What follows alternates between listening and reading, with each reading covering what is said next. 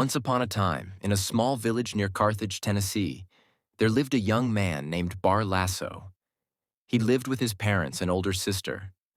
The Lassos were simple farmers, cultivating a small plot of land to sustain themselves. Though poor, they never went hungry, growing just enough food to survive. When the Civil War began, Bar was 22 years old. The war divided families across the nation. Children disagreed with parents, siblings argued with one another, and neighbors turned against neighbors. The northern states believed slavery was wrong, while many Southerners wanted to preserve their way of life and resented interference from the North. Bar Lasso supported the Unionists, but the rest of his family sided with the Confederates. Unable to reconcile their differences, Bar decided to leave home. He couldn't fight for the Confederates, nor could he live in a house divided. His family did not stop him or bid him farewell as he walked away. Bar joined the Union Army, becoming a cavalryman. For 2 years, he fought in battles across both northern and southern states, witnessing the horrors of war. During this time, Carthage was first controlled by the Union Army, then the Confederates, and then the Unionists once more. The once thriving farms and plantations were reduced to ashes, and the area bore the scars of a fierce battle. One day, Bar approached his commanding officer. "Sir, my home is near here," he said. "I want to see my family. May I visit them?" "You can have 2 days' leave," the officer replied. Bar set out on foot, walking across the fields towards his home. It was late afternoon when he neared the family farm. The setting sun cast long, dark shadows over the land. He hesitated, wondering if his family would welcome him after so much time apart. By the time Bar reached the farmhouse, the moon had risen.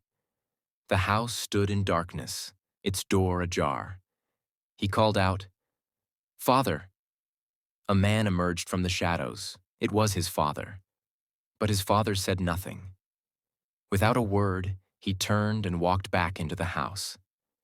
Bar felt a pang of disappointment but entered the home. Inside, the kitchen was cold and lifeless. His mother sat by the fireplace where only blackened ashes remained. "Mother," Bar called gently. She looked at him but didn't speak. When Bar moved closer, hoping to touch her shoulder, his sister entered the room. She, too, looked at him silently before leaving just as suddenly. When Bar turned back to his mother, she was gone. His heart heavy, Bar stepped outside. The moon illuminated the overgrown garden, and the wind rustled the trees. The scene was haunting, as if the shadows themselves mourned. Tears streamed down Bar's face as he walked back to the army camp. The next morning, Bar awoke restless. His dreams had been filled with strange images. Did I really visit my family, or was it just a dream? He wondered. I must go back and see. As he set off again, he met his childhood friend, Bushrod Alro. They had gone to school together before the war. "I'm going home to visit my family," Bar said.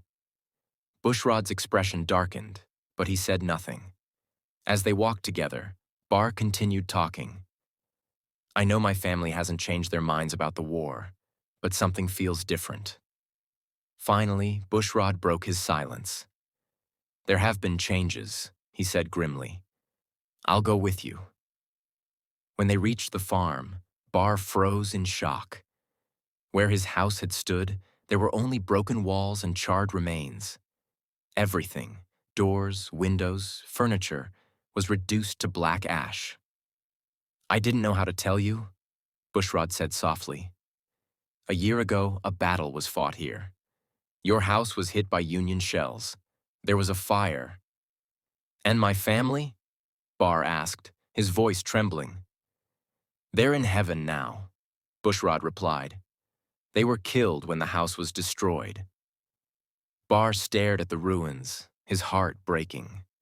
The war had taken everything from him: his family, his home, his peace. Bar's story is a poignant reminder of the human cost of war.